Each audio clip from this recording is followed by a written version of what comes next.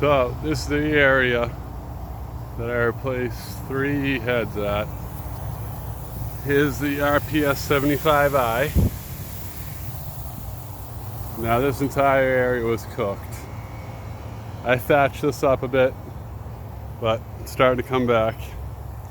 I have a Super Pro on this one over here.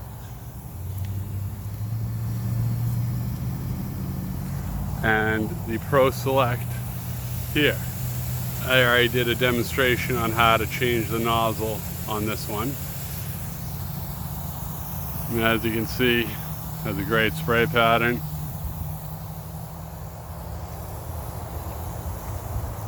And as you can see, somewhat, the next head down is just the RPS 75.